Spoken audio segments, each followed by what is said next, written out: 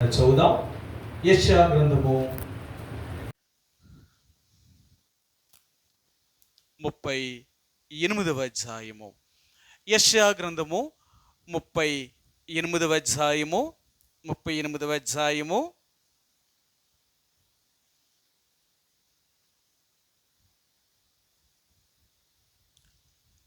17వ వచనాన్ని మనందరం కలిసి ఒక్క మాటలా చదువుదామండి. యెషయా గ్రంథము 38వ అధ్యాయము 17వ వచనాన్ని మనందరము కలిసి ఒక్క మాటలాగా చదువుదామండి. 17వ వచనాన్ని మనందరము కలిసి ఒక్క మాటలా చదువుదాం. మిక్కుటమైన ఆయాసము నాకు నెమ్మది కలుగుటకు కారణమాయెను. నీ ప్రేమ చేత నా ప్రాణమును నాశనమును గోతులో నుండి విడిపించితివి. నీ వీపు వెనుక తట్టు నా పాపములన్నీయు నీవు పారవేసితివి. ఈ ఉదయకాల సమయంలో చదువుబడిన లేఖన భాగాన్ని దేవుడు దీవించునుగాక. మరి ప్రతి ఆదివారము ప్రభు యొక్క సన్నిధిలోకి వచ్చినప్పుడు మనం దేవుణ్ణి ఆరాధించబద్దులమై ఉంటున్నామండి. ఎందుకు ఆరాధించాలి? చాలాసార్లు లోకంలో మాకు అన్నీ బాగున్నప్పుడు మనం ఎంతో సంతోషంగా దేవుడి మందిరానికి వస్తాం, దేవుణ్ణి స్తుతిస్తాం, దేవుణ్ణి ఆరాధిస్తాం. కానీ మన కష్టాలు కానీ, బాధలు కానీ, శ్రమలు కానీ వచ్చాయంటే దేవుడు మందిరానికి రావాలని కానీ, దేవుడితో ఉండాలని కానీ, అలాంటి కోరిక, అలాంటి ఆశ అనేది కూడా మనకి ఏమాత్రం ఉండడానికి ఇష్టపడవండి. ఎందుకంటే మనకు మేలు జరిగినప్పుడే మనం దేవుణ్ణి స్తుతిస్తాము. కానీ కీడు జరిగినప్పుడు, మన కష్టం వచ్చినప్పుడు, బాధ వచ్చినప్పుడు మనం దేవుణ్ణి స్తుతించేవారుగా ఉండం. కానీ భౌతికంగా మనకి ఎన్ని కష్టాలు, దుఃఖాలు, బాధలు వచ్చినా అవి మనల్ని ఏమీ కూడా దేవుణ్ణి స్తుతించడానికి లేక దేవుని దగ్గర నుంచి మనం ఏది కూడా దూరము చేయలేదు. చాలాసార్లు కష్టాలు అనేవి మనల్ని ఇంకా ఆత్మీయతలోనికి తీసుకెళ్ళడం కొరకే మనకు వస్తాయే తప్ప కష్టాలు అనేవి దేవుడి నుండి మనం దూరము చేసేవి కావు. చాలామంది ఏమనుకుంటారంటే, నేను దేవుడిని నమ్మాను, ఇన్ని సంవత్సరాలు దేవుడి దగ్గరికి వెళ్ళాను, ఏంటి ఉపయోగం? ఆ దేవుడి వల్ల నాకు కలిగిన మేలేంటి? అన్నీ నా జీవితంలో కష్టాలు, బాధలు గుండగానే వెళ్తున్నాను, ఇంకెందుకులే ఆ దేవుడిని నమ్ముకోవడం కంటే అనుకుంటారు. చూసారా, చాలామంది దేవుళ్ళని ఎందుకు మారుస్తారు అంటేనంట, ఈ దేవుడు కలిసి రాకపోతే ఇంకో దేవుడు, ఆ దేవుడు కలిసి రాకపోతే ఇంకొక దేవుడు, ఆ దేవుడు కలిసి రాకపోతే ఇంకొక దేవుడు. అంటే వీళ్ళు ఎలాంటి వారు అంటే, ఏ దేవుడైతే వీళ్ళకి అనుకూలంగా ఉంటాడో ఆ దేవుడి దగ్గరికి వెళ్తారట. ఆ దేవుడి మరి అనుకూలుడా అంటే ఈ లోక సంబంధమైన మేలులు చేస్తేనే దేవుడా? అంతే కదా. మనిషికి ఏం కావాలి అంటే కనిపించేవి చేసినప్పుడే మనిషికి దేవుడు, కనిపించినవి చేసేటప్పుడు దేవుడు కాదు. కానీ నీవు నేను సేవించుచున్న దేవుడు ఈ లోకములో మనకు చేసే మేలులు, ఆయన ఉపకారములన్నీ కూడా చాలా ఉన్నతమైనవి, గొప్పవి. అందుకని మీకు ఎన్నోసార్లు చెప్తూ ఉంటాను, దేవుని యొక్క కార్యములను, దేవుడు చేసే మేలులు ఎవరికి అర్థం కావు అంటే పశుప్రాయులకు అర్థం కావట. వీళ్ళు మాత్రమే గ్రహించలేరు. కానీ దేవుడు చేసే మేలులు ఆత్మీయంగా ఎదిగిన వారికి వాళ్ళకి అర్థమవుతూ ఉంటాయండి. అందుకని ఆత్మీయంగా మనం దేవుళ్ళలో ఎదిగినప్పుడు ఈ లోకములో ఉన్నది ఏది కూడా క్రీస్తు యొక్క ప్రేమ నుండి మనల్ని వెడబాపలేదన్నమాట. నువ్వెంత ఆత్మీయంగా ఎదుగుతూ ఉంటావో, నువ్వు ఎదిగే కొలది దేవుడు చేస్తున్న కార్యాలు, దేవుని యొక్క సంగతులన్నీ కూడా మనకు అర్థమవుతున్నప్పుడు మనము ఎంత మాత్రము కూడా క్రీస్తు యొక్క ప్రేమ నుండి, ఆయన సరళత నుండి ఏదియూ మనం వేరు చేయలేదండి. కాబట్టి ఈ ఉదయకాల సమయంలో దేవుని యొక్క ప్రజలుగా ఆరాధించే ముందుగా మరి ఈ యొక్క యెషయా గ్రంథము 38వ అధ్యాయము ఈ 17వ వచనాన్ని దేవుడు జ్ఞాపకం చేశాడనమాట. నిన్నటి దినం నుంచి దేవుడి దగ్గర ఎంతో కనిపెట్టామన్నమాట. ప్రభువా, ఏం చెప్పాలి? ఎందుకంటే ఇదేదో మాకొచ్చిన బోధ, మేము నేర్చుకున్న బోధ, లేక మాకు తెలిసిన బోధ ఇలాంటివి పని చేయవండి. ఎందుకంటే ఆత్మీయ జీవితంలో ఒక వ్యక్తి ఆత్మీయంగా అభివృద్ధి చెందాలి అంటే దేవుడి దగ్గర నుంచి వచ్చే వర్తమానం మాత్రమే తెలియచేయాలి. దేవుడు ఏం చెప్పమన్నాడో అది మాత్రమే చెప్పాలి. ఎందుకంటే ఈ ఇహలోక సంబంధమైన బోధలు, మానవ రీత్యా బోధించే బోధలేమీ కూడా ఒక మనిషిని మార్చలేవు. అప్పుడుకు మాత్రమే వినడానికి వింపుగా ఉంటాయేమో కానీ అవి భుజించడానికి అంటే అనుభవించడానికి అవి ఏమాత్రం కూడా ఉపయోగం ఉండవు. కానీ దేవుని దగ్గర నుంచి వచ్చే వర్తమానం ఎలాంటిది అంటే, వినడానికి కొంత కష్టముగా అనిపించినా అది మన జీవితాన్నే మార్చగలుగుతుందండి. మీ అందరికీ తెలుసు, ఎన్నోసార్లు చెప్పాను. మీరు యోహాను అంటే ప్రకటన గ్రంథం రాసిన యోహానుకి కానీ, లేక యెహెజ్కేలుకి కానీ ఆయన ఇలా చెప్తాడు. ఏమంటాడు అంటే, నేను ఒక పుస్తకాన్ని ఇస్తాను, ఆ పుస్తకమును నువ్వు తిని అంటే నవిలి నీ కడుపులోనికి పంపించు అంటాడు. అప్పుడు ఆయన అంటాడు, దేవుడు చెప్పాడు, నీ నోటికది మధురముగా ఉండొచ్చు కానీ నీ కడుపుకది చేదుగా ఉంటుంది అంటాడు ఆయన. ఇంకొక దగ్గర అంటాడు ఆయన, నీ నోటికి చేదుగా ఉంటుంది కానీ నీ కడుపుకు మధురంగా ఉంటుంది. అయితే ఇంకో దగ్గర ఏమంటాడంటే, నీ నోటికి మధురముగా ఉండొచ్చు కానీ అంటే నీ నోటికి చేదుగా ఉండొచ్చు కానీ నీ కడుపుకు మాత్రం మధురంగా ఉంటుంది అంటాడు. అంటే దేవుడు మాటలు ఎలాగుంటాయంటే, వినడానికి కొన్నిసార్లు కష్టంగా అనిపిస్తాయి, కానీ అది మన జీవితానికి ఎంతో మార్పును తీసుకొస్తాయి. కొన్నిసార్లు మనకి వినడానికి చాలా వింపుగా కనపడతాయి, కానీ చేసేటప్పుడు చాలా కష్టంగా అనిపిస్తాయి. అందుకని చాలాసార్లు అంటాం, ఎవరు చేస్తారు అలాగా, ఎవరు ఉండగలరు అలాగా అంటారు. వినేటప్పుడైతే వింటారట, కానీ చేసేటప్పుడు మాత్రం ఏమంటారు తెలుసా, ఎవరుంటారండి అలాగా, ఉండగలరా, దేవుని వాక్యానుసారంగా ఎవరుంటారు అలాగా, కష్టం అంటారట. చూసారా, అంటే చేదయ్యింది అది. వినడానికి నీకు మంచిగా ఉన్నప్పుడు చేయడానికంటే కష్టంగా ఉంటుందట. వినడానికి నీకు సులువుగా ఉన్నప్పుడు చేయడం అనేది కష్టంగా అనిపిస్తూ ఉంటుంది. కాబట్టి దేవుని యొక్క ప్రజలుగా దేవుని వాక్యం అనేది కొన్నిసార్లు వినేటప్పుడు నీకు మంచిగున్నా చేసేటప్పుడు మాత్రం కష్టంగా అనిపిస్తుంది. సరే, కొన్నిసార్లు వినడమే కష్టం అనిపిస్తుంది, కానీ చేయడమే సులువు అనిపిస్తుంది అన్నమాట. దేవుని యొక్క వాక్యము అలాంటిది. అన్ని రోజులు నీకు అనుకూలంగా ఉండదు. కొన్నిసార్లు దేవుని యొక్క వాక్యము నీకు చాలా కష్టంగా అనిపిస్తుంది అన్నమాట. ఎందుకంటే దేవుని మాటలు వినేటప్పుడట ఎలాగనిపిస్తాయో తెలుసా, ఒక మాట చూపిస్తున్నా. యేసు ప్రభువారి మాటలే ఆనాడు ఆయనతో ఉన్న శిష్యులకి ఎలాగనిపించిందంట. ఏమనిపించిందో చూపిస్తాను. యోహాను సువార్త 6వ అధ్యాయము.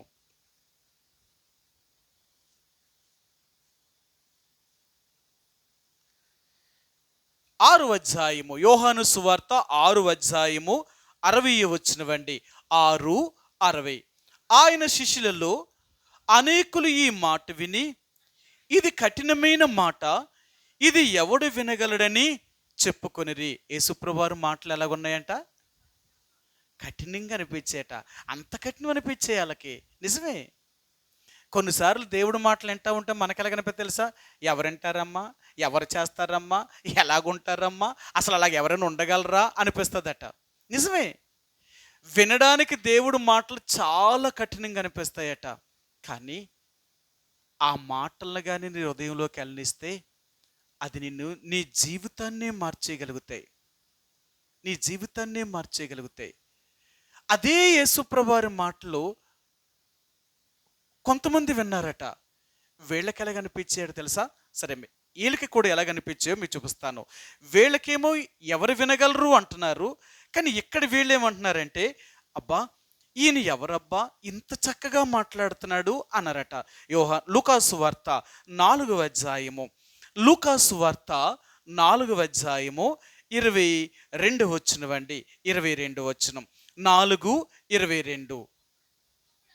అప్పుడు అందరూ ఆయనను గూర్చి సాక్ష్యమిచ్చుచు ఆయన నోటు నుండి వచ్చిన దయగల మాటలకు ఆశ్చర్యపడి. చూసారా, ఇప్పుడు ఆయన మాటలు ఎలా ఉన్నాయంట, ఇక్కడేమో దయగా ఉన్నాయంట, అక్కడేమో కష్టంగా అనిపించాయట. అంతే కదా, మనకు అనుకూలంగా దేవుడు మాటలు వచ్చినప్పుడు మనం ఏమనుకుంటాం, అబ్బా దేవుడు నాతో మాట్లాడాడమ్మా, మంచిగా మాట్లాడాడమ్మా, నా కోసమే మాట్లాడాడమ్మా అంటాం. కొద్ది కష్టంగా కానీ దేవుడు మాట్లాడడానికి ఏమంటాం, అమ్మో ఇలాంటి మాటలు ఎవరు వింటారమ్మా, ఇలా మాటలు చెప్తే ఎవరైనా గుడికొస్తారా, లేకపోతే ఎవరైనా వెళ్తారా. నిజమే కదా, అంటే మనకు అనుకూలం ఉన్నప్పుడు ఒకలాగా, మనకు అనుకూలం లేనప్పుడు ఒకలాగా కాదు. ఎప్పుడూ అవి దేవుడు మాటలే. అక్కడ రాసినవి దేవుడు మాటలే, ఇక్కడ రాసినవి దేవుడు మాటలే.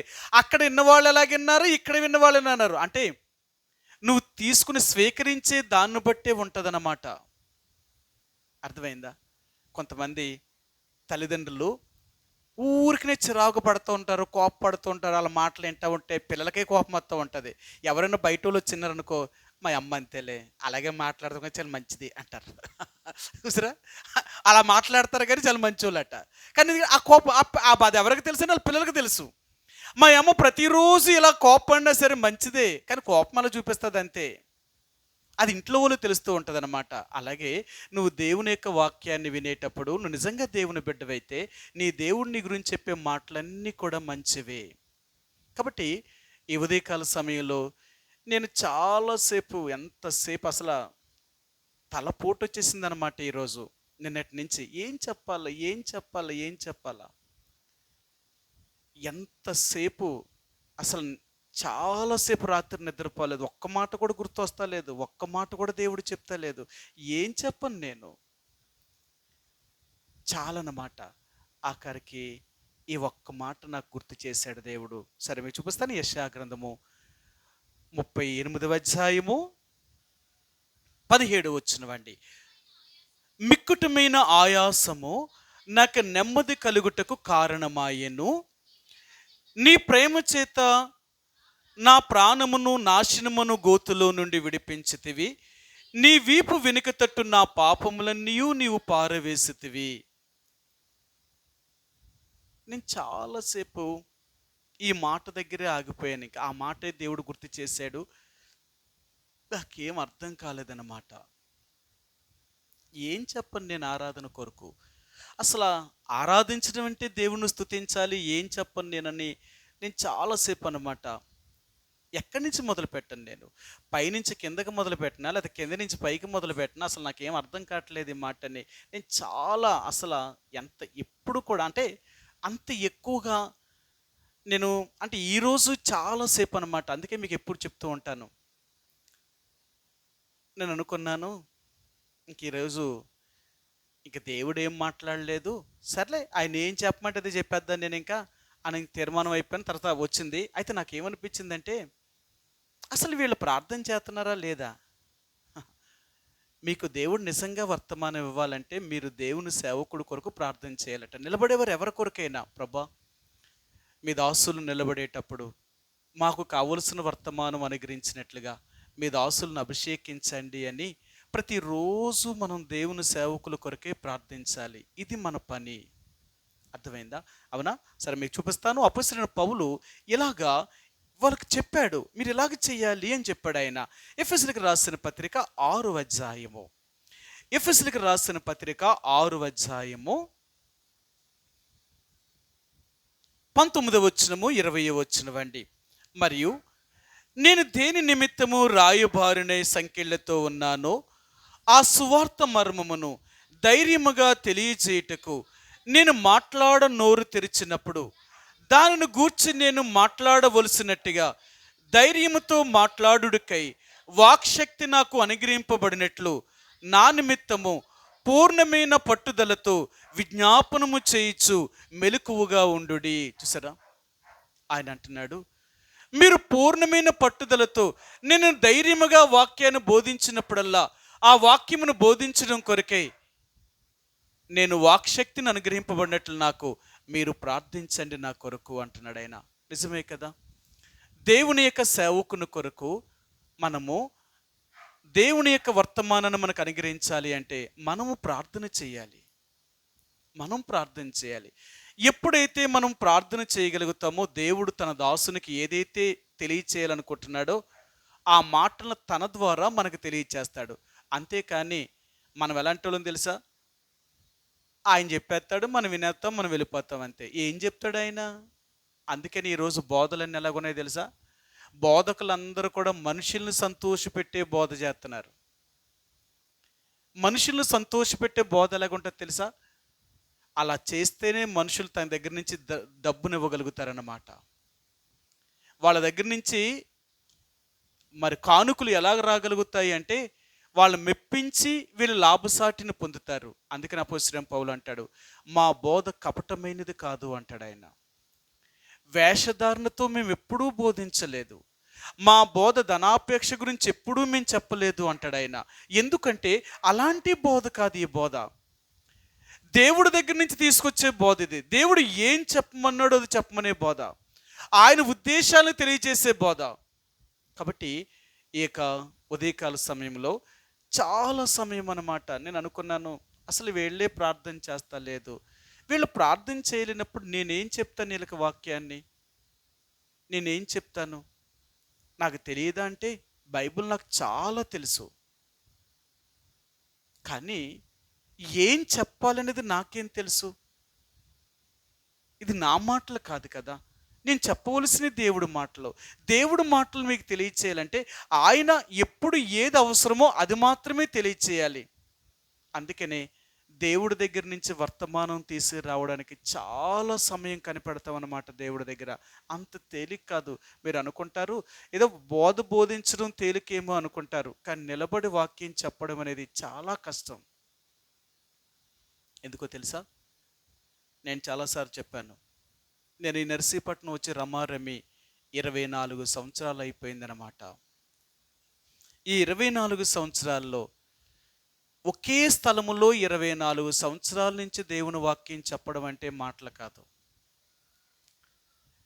ఈరోజు మా ఎబ్రోను బోధలో ఎలాగుందంటే, సేవకుడు 2 సంవత్సరాల కంటే 3 సంవత్సరాల కంటే ఎక్కడ ఎక్కువ ఉండకూడదు. ఒక మహా ఉంటే 4 సంవత్సరాలు, అంతకంటే ఎక్కువ ఉండకూడదు. అంతకంటే ఎక్కువ ఉండకూడదు. ఒకవేళ ఉంటే ఒక 4 సంవత్సరాలు అయిపోయి 5వ సంవత్సరం ఉండమన్నా సరే వాళ్ళు ఉండడానికి ఇష్టపడరు. ఎందుకంటే ఇంక వెళ్ళిపోవాలి ఇక్కడి నుంచి. ఎందుకంటే ఎంతకాలం వీళ్ళకి మనం బోధించగలుగుతాం? ఇంక చెప్పిందే ఎలా చెప్పగలం? చెప్పిందే చెప్పలేం కదా అని భయం అన్నమాట.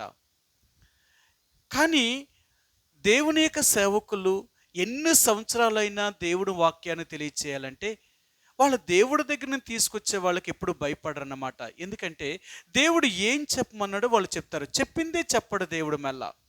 అందుకనే మీకు దేవుని వాక్యాన్ని చెప్పడానికి నేను ఎందుకు దేవుడి దగ్గర అంత కనిపెడతానంటే, చెప్పింది చెప్పకూడదు.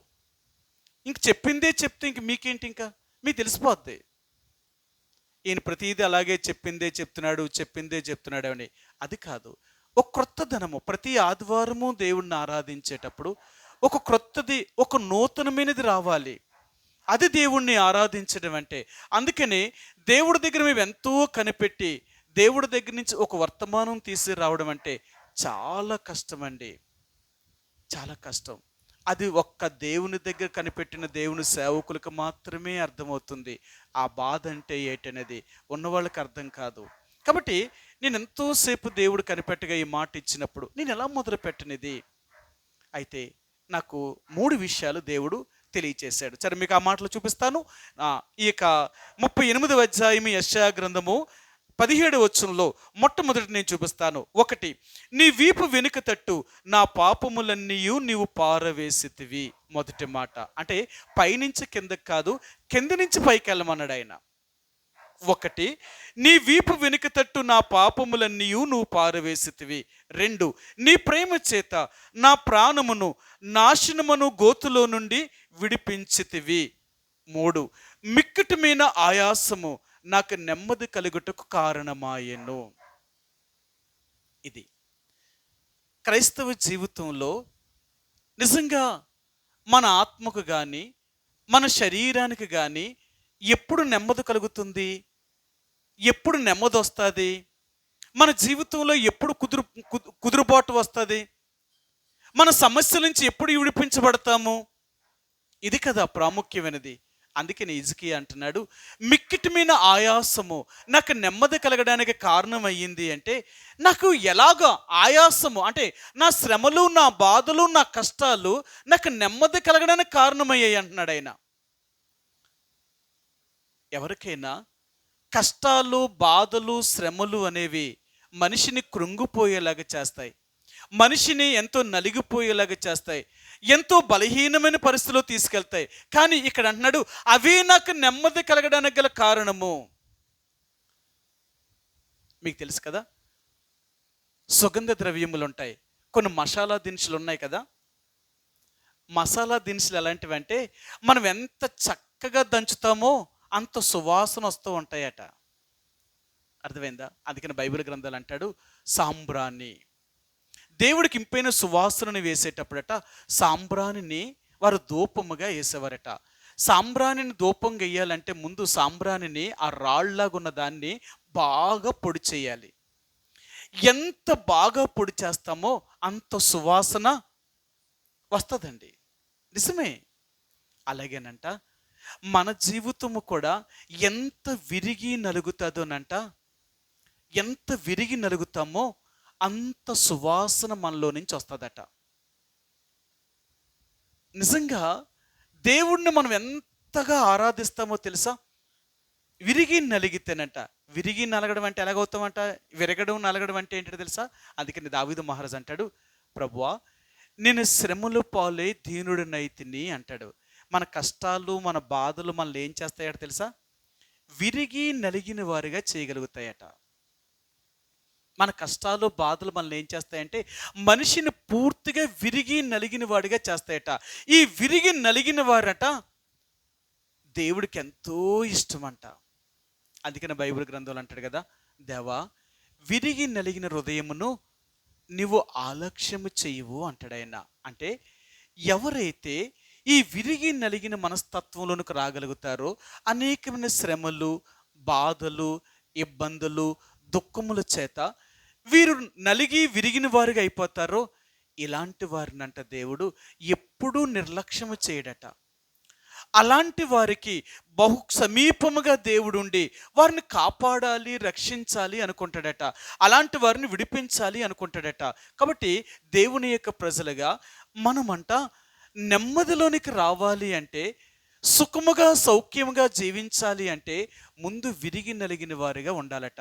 అందుకనే లోకంలో సామెత చెప్తారు, ఏమంటారంటేనంట, కష్టపడ్డవారంట వాళ్ళ కష్టం ఎప్పటికీ వృధా కాదట. అవునా? శ్రమ పడేవాళ్ళు శ్రమ ఎప్పటికీ వృధా కాదట. శ్రమ పడేవాళ్ళు ఈరోజు శ్రమ పడినా రేపు సుఖపడతారట. ఈరోజు శ్రమ పడినా రేపు సుఖపడతారు. సుఖపడే వాళ్ళు ఉంటారు చూసారా? ఈ సుఖపడే వాళ్ళంట ఈరోజు సుఖపడ్డారంటే రేపు మళ్ళీ కష్టాలు పాలవుతారట. ఈరోజు సుఖపడ్డారు అంటే రేపు కష్టాలు గుండా వెళ్తారన్నమాట. అందుకనే సుఖాలను ఎప్పుడు కూడా కోరుకోవడానికి దేవుని ప్రజలు ఇష్టపడరు, కష్టాల గుండా వెళ్ళడానికి ఇష్టపడతారు. ఎందుకు కష్టాలను ఇష్టపడతారు అంటే ఎన్ని కష్టాలు ఉంటాయో అంత సుఖం అనుభవించగలుగుతాం ఒకనాడు. కాబట్టి ఈ యొక్క హిజ్కియా ఈ యొక్క 38వ అధ్యాయాన్ని, అంటే తను వ్యాధి అంటే భయంకరమైన ఆ క్యాన్సర్ వ్యాధితో రాచపుండుతో ఆయన బాధపడుతున్నప్పుడు, ఆయన చనిపోయే పరిస్థితుల దగ్గర పడినప్పుడు దేవుడు ఈ విషయాలన్నీ తను బాగు చేసిన తర్వాత ఈ మాటలన్నీ చెప్తున్నాడు ఆయన. సరే, ఇప్పుడు ఈ దేవుడు హిజ్కియాతో మాట్లాడిన మాటలు, అయితే హిజ్కియా దేవుడి గురించి చెప్తున్న మాటలు. ఆయన ఏమన్నాడు? మొదటి మాట మీకు చూపించాను కదా, 1 ఆయన 17 వచ్చినాడు, నీ వీపు వెనుక తట్టు నా పాపములన్నీ నీవు పారవేసితివి. మొదటిది, ముందు మన జీవితము మారాలి. మన కష్టాల నుండి, మన బాధల నుండి, మన ఇబ్బందుల నుండి విడిపించబడి మనం నెమ్మదిగాను సుఖముగాను బ్రతకాలి అంటే మన పాపములు క్షమించబడాలి. ఎందుకో తెలుసా? మన పాపములు క్షమించబడకపోతే మన పాపములే మనకు అనేకమైన కష్టాలకి మొదటి కారణము. అవునా? బైబిల్ గ్రంథంలో ఒక మాట అంటాడు కదా, మీకు చూపిస్తాను ఆ మాటను. ఇర్మియా గ్రంథము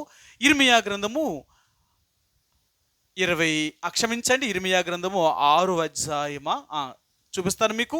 5వ అధ్యాయము ఇర్మియా గ్రంథము 5వ అధ్యాయము 25వ వచనమండి. ఇర్మియా 5:25, మీ దోషములు వాటి క్రమమును తప్పించెను, మీకు మేలు కలుగుకుండుటకు మీ పాపములే కారణము. సరే, మనకు మేలు జరగకుండా ఉండడానికి గల కారణం ఏంటో తెలుసా? మన పాపాలే కారణమంట. చాలామంది యేసుప్రభువారిని నమ్ముకుంటారట. యేసుప్రభువారిని ఎందుకు నమ్ముకుంటారో తెలుసా?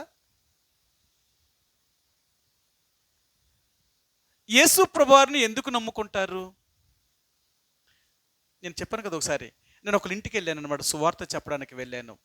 వాళ్ళ ఇంట్లో గోడ మీద, ఇంట్లో లోన అంటే ఆ లోన గదిలో ఆ గోడల నిండా కూడా పెద్ద పెద్ద ఫోటోలు, దేవుడు ఫోటోలు అన్నమాట.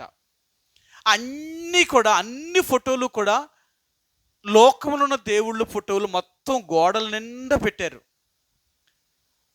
ఆ తర్వాత ఆ గోడ చివర్లో 2-3 ఫోటోల ముందు యేసుప్రభు ఫోటో కూడా పెట్టారు.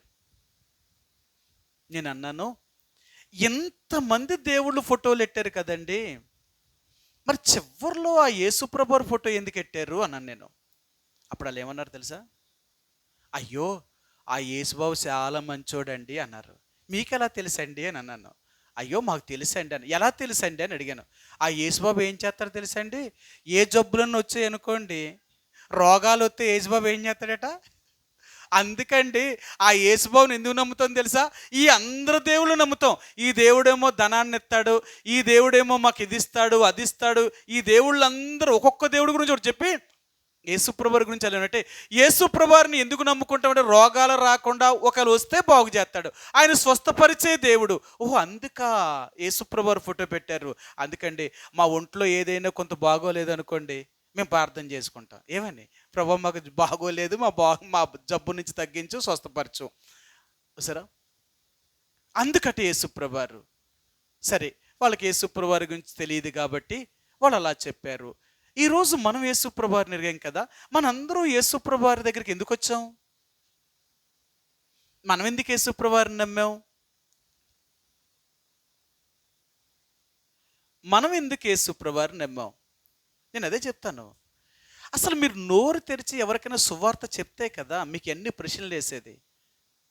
మీరు బయటికి వెళ్ళి ఎవరికైనా సువార్త చెప్పమండి, వాళ్ళు వేసే ప్రశ్నలకి మీ బుర్ర తిరిగిపోద్ది. నేను అదే అంటున్నాను, నువ్వు విశ్వాసగా రాటు తేలాలి అంటే నువ్వు సువార్త పని చేయాలా. నీ సువార్త చెప్పడం మొదలెట్టు. ఎన్ని ప్రశ్నలు అడతారు తెలుసా బయట వాళ్ళు. ఇంతకు నువ్వెందుకు యేసుప్రభుని నమ్మేమంటే ఏం చెప్తావు నువ్వు? ఒకవేళ వాళ్ళు అంటారు కదా, మనం అంటాం కదా, అమ్మ యేసుప్రభుని నమ్ముకోండి, యేసుప్రభుని నమ్ముకుంటే మీకు అది ఇస్తాడు, ఇది ఇస్తాడు, అలా పోద్ది, ఇలా పోద్ది అంటారు కదా. అన్నీ మనం చెప్పిన తర్వాత వాళ్ళు అంటారు, మరి యేసుప్రభుని నమ్ముకొని మీరెందుకు నమ్ముకున్నారు యేసుప్రభుని అంటే మీరేం చెప్తారు? ఏమండి? పాపాలు యేసుప్రభుని మేము ఎందుకు నమ్ముకున్నాం అంటే మా పాపాలు క్షమించబడతాయని నమ్ముకున్నట. పాపాలు క్షమించబడ్డ వల్ల వచ్చే ఉపయోగం ఏముంది? దినేష్ అంటున్నాడు పరలోక రాజ్యం వెళ్ళడానికి పాపాలు ఒప్పుకోవాలంటున్నారు. మీరేమంటారు పాపాలు ఒప్పుకోవడం వల్ల?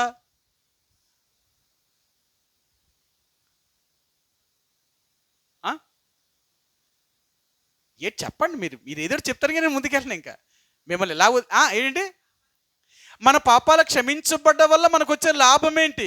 ఒకటేమో పరలోకం అంటున్నాడు ఆయన, ఇంకా యేసుప్రభుని నమ్ముకోవడం వల్ల ఒట్టి పరలోకమేనా మనకి దేవుడిచ్చేది?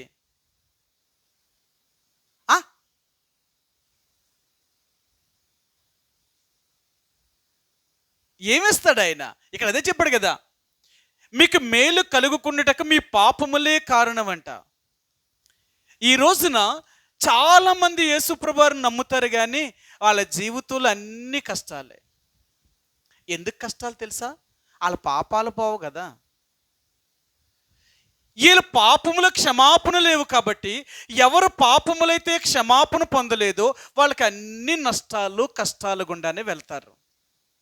నిజంగా ఎవరైతే తన పాపాలను ఒప్పుకొని విడిచిపెట్టగలుగుతారో వాళ్ళకి మాత్రము ఇహలోకములో మేలు జరుగుతుంది, పరలోకము కూడా దేవుడు ఇవ్వగలుగుతాడు. అందుకనే యేసుప్రభుని నమ్ముకున్న వారికి రెండంతల లాభాలు, ఇహమందు పరమందు. ఈ లోకములోనూ దేవుణ్ణి కన్నీ ఇవ్వగలుగుతాడు.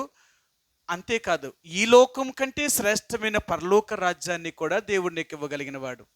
అందుకనే మొట్టమొదటిగా మన పాపములు క్షమించబడాలి. పాపములు క్షమించబడాలి. ఎవరి పాపములైతే క్షమించబడలేదో వాళ్ళు ఈ లోకములోనూ సుఖముగా ఉండలేరు. రెండవది, దేవుని యొక్క పరలోకములు కూడా ప్రవేశించలేరు. ఎందుకు అంటే వీళ్ళు పాపములను విడిచిపెట్టలేదు కదా. చాలామంది ఏం చేస్తారు తెలుసా, పాపాలు ఒప్పుకుంటారట. ఒప్పుకుంటారు, యేసుప్రభువా నేను పాపిని, నన్ను క్షమించు, నన్ను కడుగు నీ రక్తంతో శుద్ధీకరించి నన్ను నీ బిడ్డగా చేసుకో తండ్రి అని చెప్తారట. కానీ వీళ్ళు మాత్రం పాపాన్ని వదలరట. మరి ఒప్పుకున్న పాపాన్ని విడిచిపెట్టలేనప్పుడు మరి దేవుడు నిన్నెలా క్షమిస్తాడు? ఈ రెండు చేయాలి. ఒకటి ఒప్పుకోవాలి, రెండు విడిచిపెట్టాలి కదా. ఈ రెండు మాటలు చెప్పాడు ఆయన. సరే మీకు ఆ మాటలు చూపిస్తాను. సామెతల గ్రంథము 28వ అధ్యాయము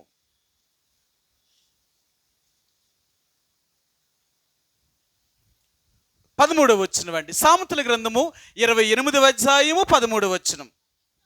అతిక్రమములను దాచిపెట్టువాడు వర్ధల్లడు, వాటిని ఒప్పుకొని విడిచిపెట్టువాడు కనికరమును పొందును. పాపాన్ని ఏం చేయాలట? ఒప్పుకోవాలట. మనం ఎక్కడ దాకా వస్తాం? ఒప్పుకుంటాం. మనం ఎక్కడ దాకా వస్తామంటే ప్రతిసారి ప్రభు నేను పాపిని తండ్రి, ఆ తప్పు చేసాను, ఈ తప్పు చేసాను, అలా చేసాను క్షమించి అంటామంట. కానీ దాన్ని మాత్రం విడిచిపెట్టమంట. మరి దేవుడు ఎలా కనికరిస్తాడు? మళ్ళీ పైకి వచ్చామంట, ఎంత దేవుణ్ణి ప్రార్థించానమ్మా, ఎంత దేవుడిని నమ్ముకున్నానమ్మా, దేవుడు నా పాపాల్లో నన్ను అసలు కరుణెత్తలేదు, నాకు సాయం చేస్తలేదు, నన్ను కాపాడతలేదు, ఇవన్నీ మళ్ళీ తిరిగి చెప్తామంట. నువ్వు అసలు ఒప్పుకొని విడిచిపెట్టావా? విడిచిపెట్టకుండా నీకు మేలులా చేస్తాడు దేవుడు. అర్థమైందా? ఈనాడు చాలామంది క్రైస్తవులట నామకార్థమైన క్రైస్తవులట, పేరుకి మాత్రమే క్రైస్తవులట.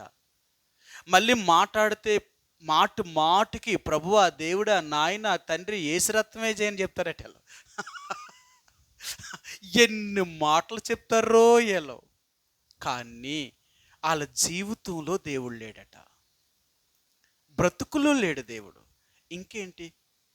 నోటుతోలోని నోటు వరకే నా దేవుడు. నీ బ్రతుకులో దేవుడు లేనప్పుడు నీ నోటుతో చెప్పడం వల్ల ఉపయోగం ఏంటి? అందుకనే చాలామందికి దేవుడట నోటు దాకా మాత్రం ఉంటాడట, హృదయములో మాత్రం దేవుడు ఉండడట. ఆయన అంటాడు, వారి నోటికి దేవుడు కానీ వారి హృదయములకు దేవుడు చాలా దూరంగా ఉన్నాడట. ఎందుకు అంటే వీళ్ళ జీవితం మారలేదు కదా. వీళ్ళ పాపాన్ని ఒప్పుకుంటారు కానీ ఆ పాపాన్ని విడిచిపెట్టరు. కాబట్టి ఇప్పుడు హిజ్కియా ఇది చెప్పే ముందు, అంటే మిక్కటమైన ఆయాసము నాకు నెమ్మది కలగడానికి గల కారణమయ్యింది అని చెప్పే ముందు ఈయన ఏం చెప్తున్నాడు అంటే, నీ వీపు వెనుక తట్టు నా పాపములన్నిటినీ ముందు నువ్వు పారవేశావు. యేసుప్రభు దగ్గరికి వచ్చి ఎవరైతే పాపాన్ని ఒప్పుకుంటారో, ఎవరైతే విడిచిపెడతారో అలాంటి వారి పాపములన్నీనంట యేసుప్రభువారు క్షమించి తన వీపు వెనుక తట్టు వేసుకుంటాడట. ఎప్పుడైతే ఆయన వీపు వెనుక తట్టు వేసుకుంటాడో మరి ఎప్పటికీ జ్ఞాపకం చేసుకోడట. కొంతమంది పాపాలంట యేసుప్రభువారు ముందే ఉంటాయట. మీకు చూపిస్తాను. కొంతమంది పాపాలంట యేసుప్రభు ముందే కనపడుతూ ఉంటాయట. అందుకనే దేవుడు వీళ్ళకి ఏ మేలు చేయడట. యెషయా గ్రంథము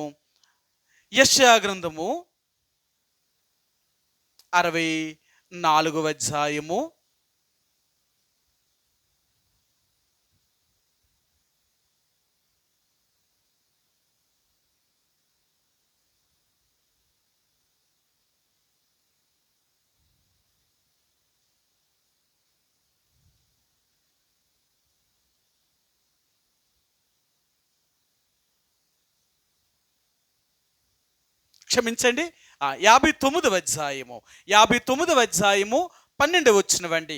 యెషయా గ్రంథము 59వ అధ్యాయము 12వ వచనమండి. మేము చేసిన తిరుగుబాటు క్రియలు నీ ఎదుట విస్తరించి ఉన్నవి, మా పాపములు మా మీద సాక్ష్యము పలుకుచున్నవి. సరే, ఆయన ఎదుటట మన అతిక్రమ క్రియలు, మనం చేసిన క్రియలన్నీ కూడా ఆయన ఎదుట ఉన్నాయట. దేవుని ఎదుట మనం చేసిన పాపాలన్నీ ఆయన ముందుంటే ఏమవుతుందో తెలుసా? పాపాలన్నీ దేవుడు ముందుంటే ఏం చేస్తాడో తెలుసా? చేసిన పాపాలకు తగిన శిక్షణ పెడతాడట. మీకు చెప్పనా? కొన్ని మాటలు చూపిస్తాను. ఆనాడు సొదొమ గుమొర్రాలో ఉన్న మనుషులు పాపం చేశారు. ఈ పాపం ఎవరి దగ్గరికి వెళ్ళిందంట?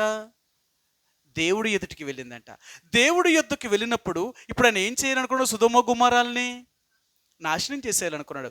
ఎందుకు దేవుడు ఆ పట్టణాలను నాశనం చేయాలని అంటే వారి పాపము ఆయన సన్నిధికి చేరింది. ఆయన ముందు కనపడుతుంది వాళ్ళ పాపం.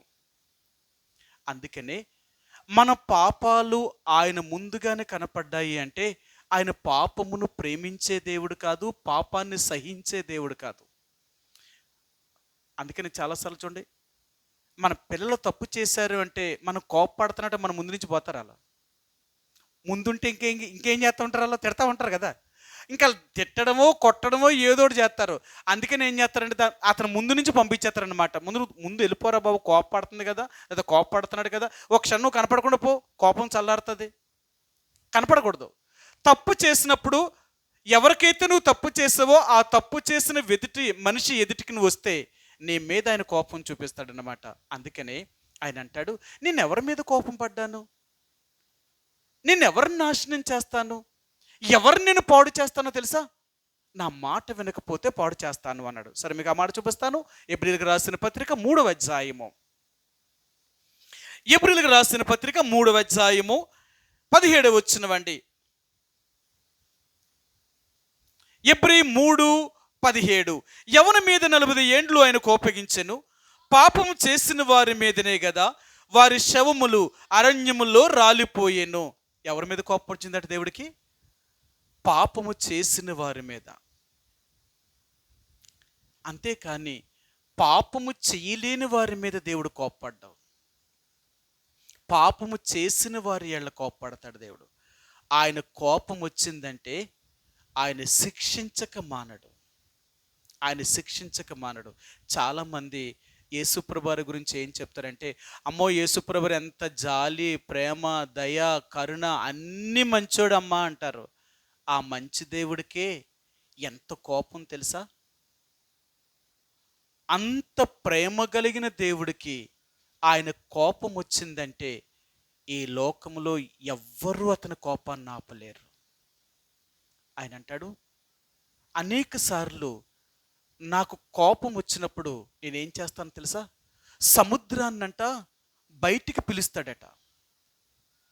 సముద్రాన్ని పేరు పెట్టి బయటికి పిలుస్తాడట. సముద్రాన్ని పేరు పెట్టి బయటికి పిలిస్తేనంట తన అద్దులు దాటి సముద్రము భూమి మీదకి వచ్చేస్తుందట. అవునా?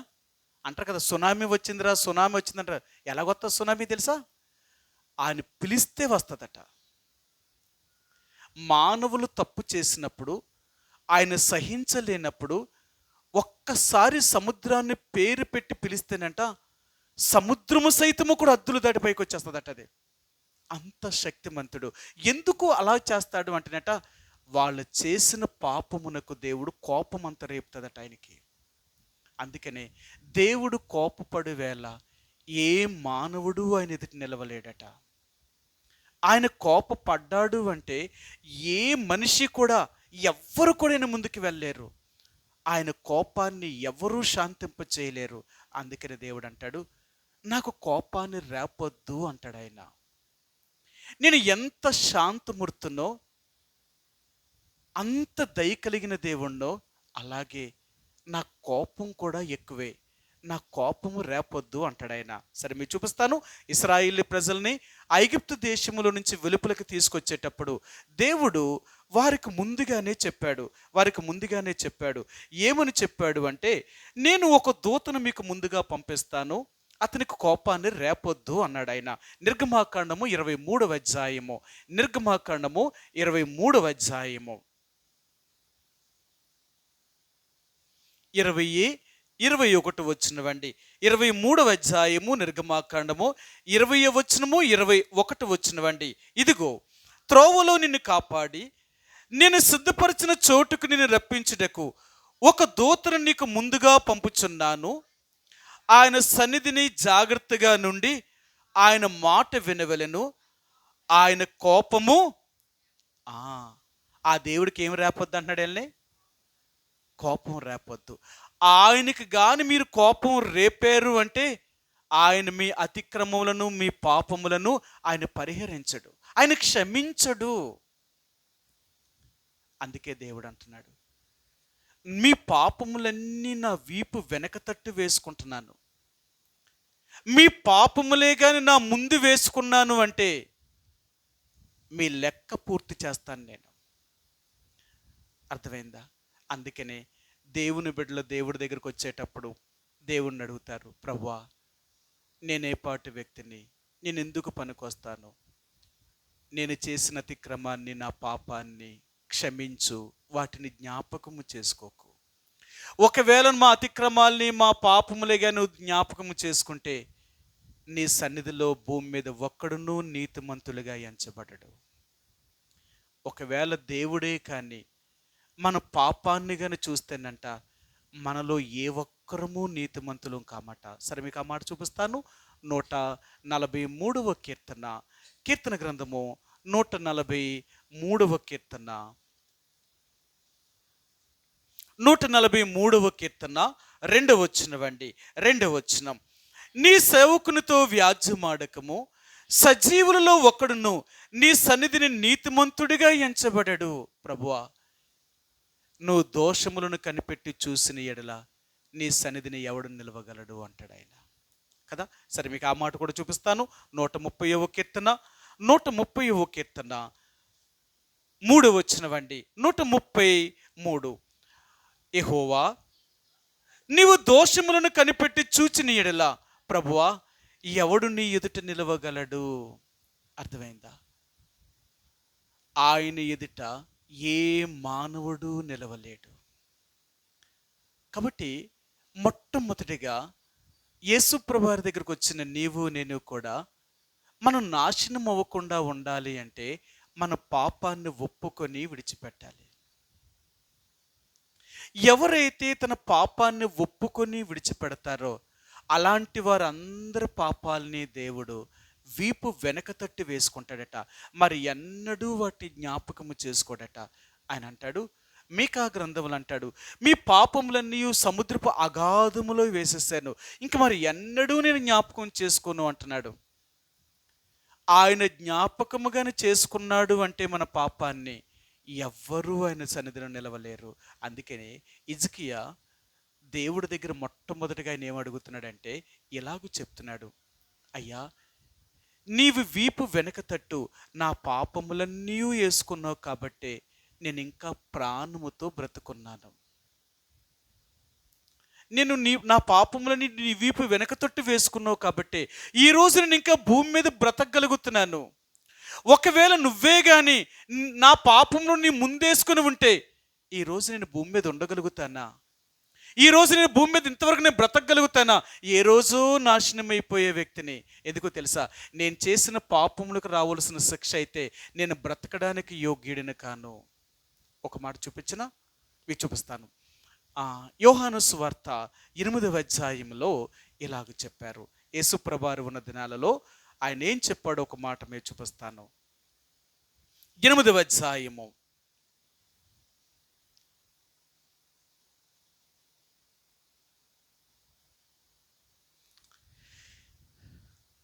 5వ వచనమండి. 5వ వచనం, 8వ అధ్యాయము 5వ వచనం, అట్టి వారిని రాళ్ల రువ్వి చంపవలనని ధర్మశాస్త్రములో మోషే మనకు ఆజ్ఞాపించను కదా, ఆయనను నీవేమి చెప్పుచున్నావని ఆయన్ను అడిగాను. పాపం చేసిన వాళ్ళకు వచ్చే శిక్ష ఏంటట? చంపేయాలంతే. నేను ఎన్నోసార్లు మీకు చూపించాను. ఎవరెవరికి మరణశిక్షలు విధిస్తారు అంటే ధర్మశాస్త్ర ప్రకారంగా చాలా విషయాలకి ఇక వాళ్ళకి క్షమాపణే లేదు, ఇంకా అలా బ్రతకడానికి యోగ్యులే కారు. చంపేమన్నాడు అంతే, చంపేమన్నాడు ఆయన. ఎంతలంటే మీకు చిన్న మాట చెప్తాను. విశ్రాంతి దినాన్ని ఒక ఆమె పుల్లలు ఏరుకోవడానికి వెళ్ళింది. ఒక ఆయన పుల్లలు ఏరుకోవడానికి వెళ్ళాడు. విశ్రాంతి దినాన్ని పుల్లలు ఏరుకోవడానికి వెళ్తానంట. విశ్రాంతి దినాన్ని చీపురు పుల్లు కూడా తేల్చకూడదట, యూదులకున్న ఆచారం. ఇల్లు కూడా తుడవరట ఆ రోజు. వాళ్ళ ముందు దేవుడు మందిరానికి వెళ్ళి దేవుణ్ణి ఆరాధించి దేవుణ్ణి స్తుతించిన తర్వాతే వారి ఇంటికి వచ్చి దాన్ని ఏదైనా చేసుకోవాలి తప్ప అంతవరకు వారు దేవుని యొక్క విశ్రాంతి దినాన్ని ఏ పని కూడా చేయకూడదు. అలాంటి సమయంలో పుల్లలు ఏరుకోవడానికి ఒక ఆయన వెళ్తే వారిని చూసి మోషే దగ్గర తీసుకొచ్చారు. విశ్రాంతి దినాన్ని ఇతడు పుల్లలు ఏరుకొనుచుండగా మేము తీసుకొచ్చాము, మరి ఏం చెప్తావు నువ్వు అని అడిగారు.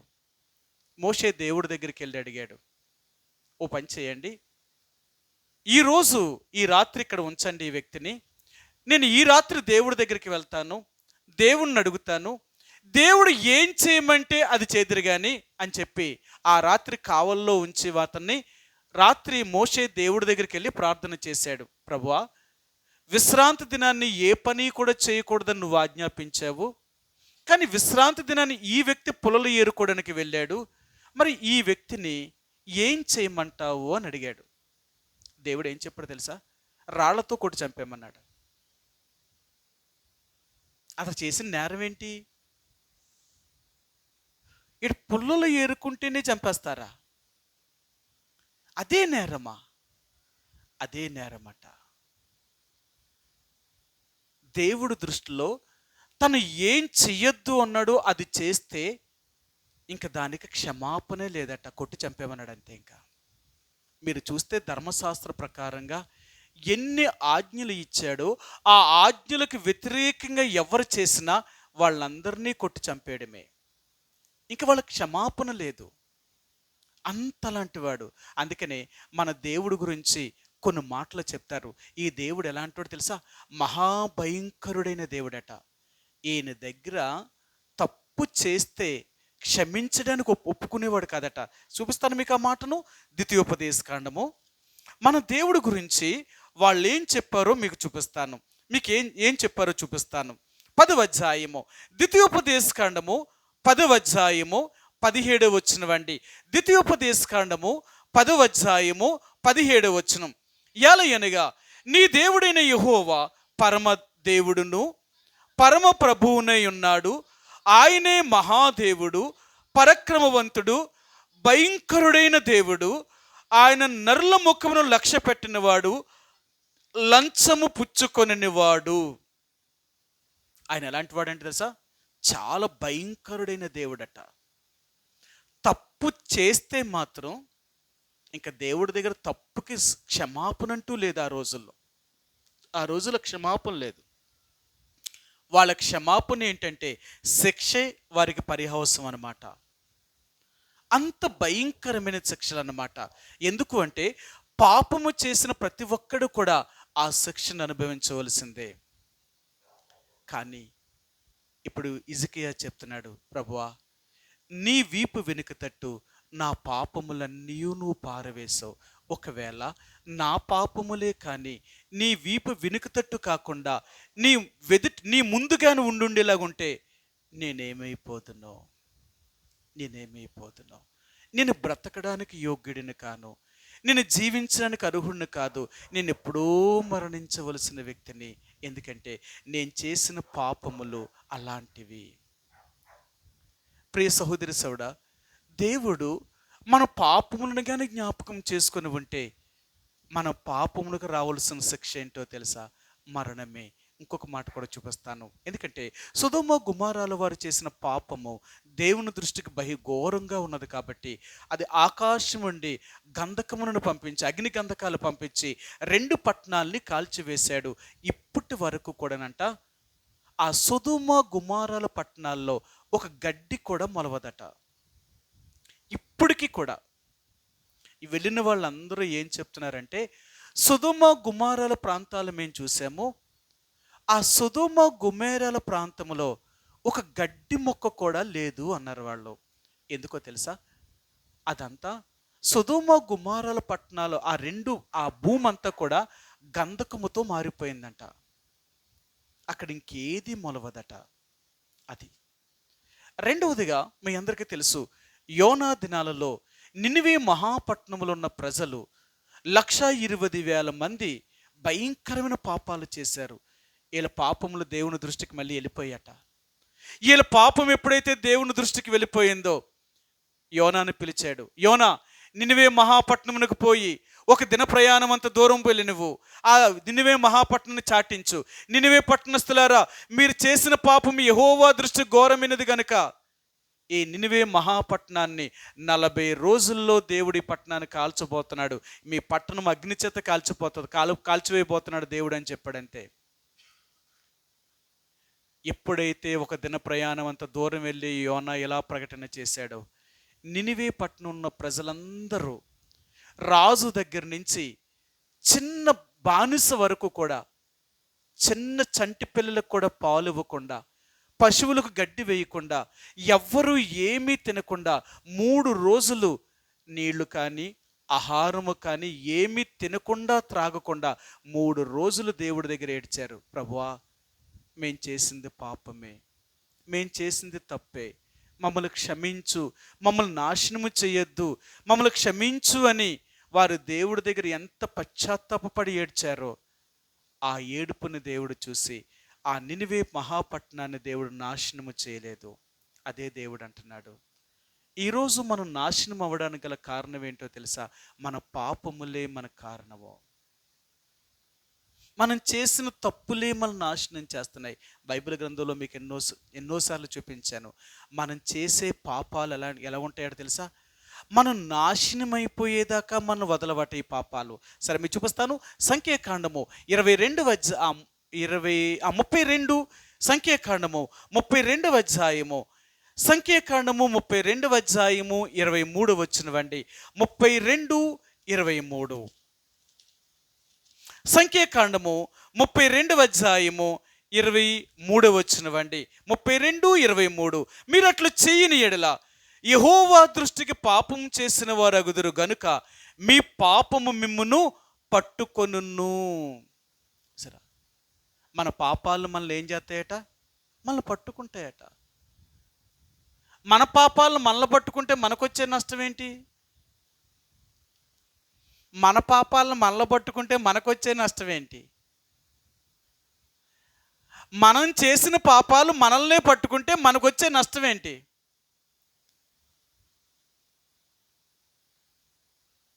మీకు అర్థం అవ్వలేదా? మరి మనం చేసిన పాపాలు మనల్నే పట్టుకుంటే మనకొచ్చే లాభం ఏంటి? మనమే నాశనం అయిపోతాం. అర్థమైందా? ఎవడు పాపం చేస్తాడో ఆడే నాశనం అయిపోతాడు, అంతే. జాగ్రత్త. అందుకనే దేవుడు ఎప్పుడైతే మనం యేసుప్రభు వారి దగ్గర మన పాపాన్ని ఒప్పుకున్నామో, మన పాపాలన్నీ ఆ దేవుడు క్షమించి తన వీపు వెనక తట్టి వేసుకున్నాడు. ఒకవేళ ఇంకా మన పాపాలు క్షమించబడకపోతే ఈ రోజైనా నీ పాపాన్ని ఒప్పుకొని వదిలిపెట్టడానికి ప్రయత్నించాయి. ఎవరైతే తన పాపాన్ని ఒప్పుకొని విడిచిపెడతారో వారినట దేవుడు ఆశీర్వదిస్తాడట, వాళ్ళని దేవుడు దీవిస్తాడట. మీ అందరికీ తెలుసు కదా, 32వ కీర్తన 1వ వచనంలో అంటాడు. కీర్తన 32 1వ వచనంలో ఆయన ఏమంటాడు తెలుసా? తన అతిక్రమములకు పరిహారం నొందినవాడు, తన పాపమునకు ప్రాయశ్చిత్తము నొందినవాడు ధన్యుడట. తన అతిక్రమములకు పరిహారము నొందాలి, తన పాపమునకు ప్రాయశ్చిత్తము నొందినవాడు ధన్యుడు, వారు దీవించబడతారు. యేసు ప్రభు దగ్గరికి వచ్చి యథార్థంగా నీ పాపాన్ని ఒప్పుకున్నావు అంటే నీ పాపములకు రావాల్సిన శిక్షను, ఆ యొక్క భయంకరమైన ఆ ఉగ్రతను ఆ దేవుడు భరించాడు. కాబట్టి ఆయన నీ పాపము రావాల్సిన శిక్షణ అంతటిని భరించి నీకు విడుదలను కలిగిస్తాడు ఆయన. అందుకని ఆయన దగ్గరకు వచ్చి నీ పాపాన్ని ఒప్పుకుంటే యేసుప్రభు వారు క్షమించి నిన్ను దీవించడం మొదలు పెడతాడు. ఒకవేళ నీ పాపాన్నే కానీ ఒప్పుకోకుండా అలాగే కానీ ఉంటే నీ పాపము నిన్ను పట్టుకుంటుందన్నమాట. నీ పాపము నిన్ను పట్టుకుంది అంటే అది నీ నాశనము చేసేదాకా వదలదు. అందుకనే మీకు బైబిల్ గ్రంథంలో ఇంకొక మాట కూడా చూపిస్తాను. మన పాపాలట మనం నాశనము చేసేదాకా అవి కొనకవు నిద్రపోవట. మన పాపాలంట మనల్ని నాశనము చేసేదాకా అవి కొనకవు నిద్రపోవు. సరే, మీకు చూపిస్తాను. పేతురు రాసిన 2వ పత్రిక, అపొస్తలుడైన పేతురు రాసిన 2వ పత్రిక 2వ అధ్యాయము, పేతురు రాసిన 2వ పత్రిక 2వ అధ్యాయము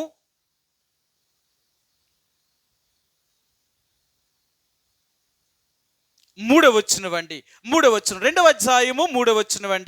వారు అధిక లోబులై కల్పనా వాక్యములు చెప్పుచు మీ వలన లాభము సంపాదించుకొందురు. వారికి పూర్వము నుండి విధింపబడిన తీర్పు ఆలస్యము చేయదు.